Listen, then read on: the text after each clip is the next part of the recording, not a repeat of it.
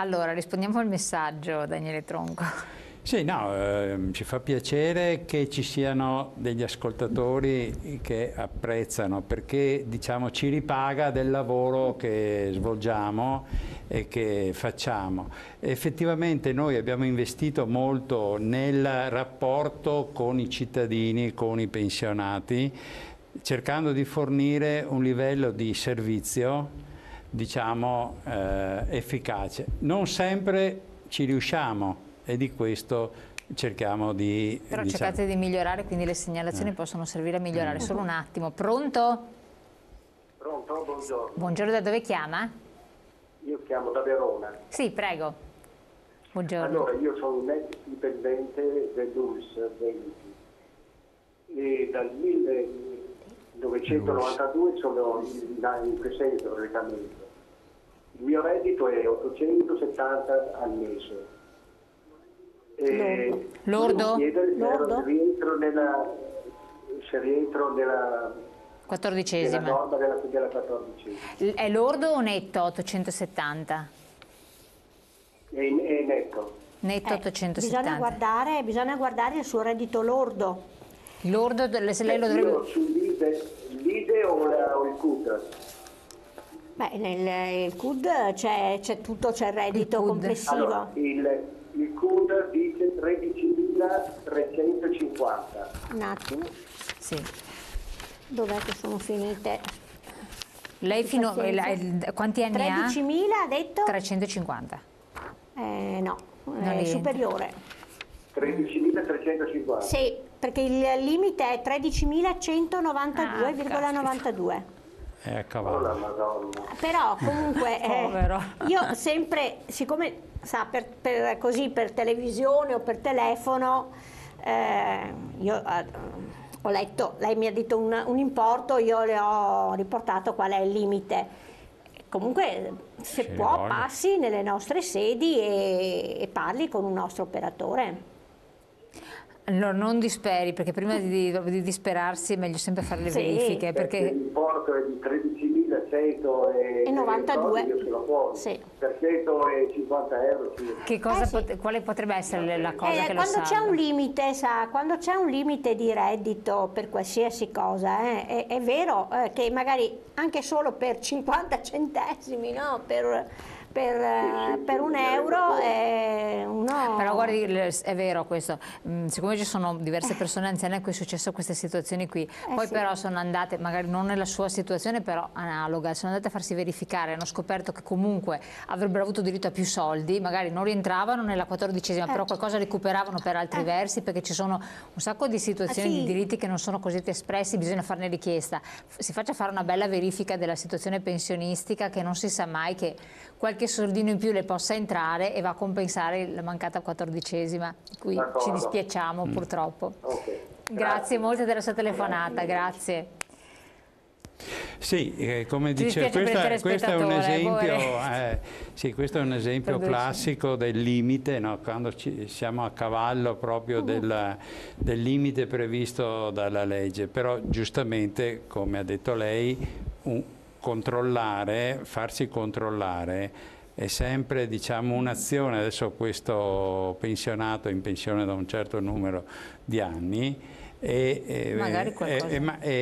Quali sono in genere, secondo lei, la vostra esperienza, le cose che più spesso ricorrono come errori, mancate richieste, che possono dare un po' di giovamento, che magari chi ci ascolta si può ritrovare in questo? Che cosa? Beh, no, ci sono, adesso guardi, il tema, come diceva Rosanna prima, adesso per esempio nel caso della 14esima, perché c'è molta disattenzione? Perché dovrebbe essere automatico, cioè la legge prevede e assegna all'ente, dovrebbe farlo automaticamente questo riconoscimento. Quindi, invece? Quindi qui invece cosa ci capita? Che per una serie di problematiche legate poi alla valutazione sul reddito, eccetera, l'INPS non eroga questa somma. E quindi questo è un caso dove la gente di solito non presta attenzione. No.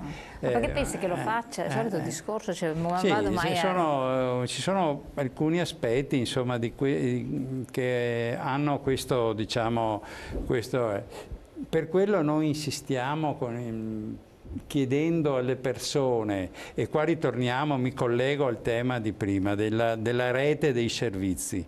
Lo SPI del Veneto ha circa 500 collaboratori sul territorio, volontari, che sono preposti, che sono stati formati per fare questo e quindi rivolgersi a questa rete.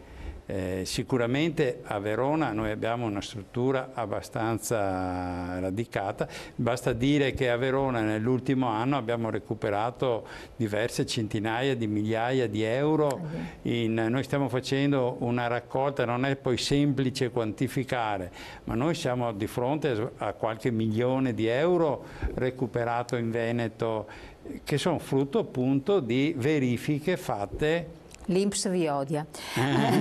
Riusciranno i miei eroi a togliere la legge Fornero? Andiamo a bomba sulla questione, l'altro tema. Qui il tema ci si sposta in un'attualità molto pregnante, insomma. Cioè, il tema che adesso abbiamo di fronte, adesso vedremo il nuovo governo in azione. Attenzione che non è tutto oro quel che luccica, nel senso che noi abbiamo una situazione che, per esempio,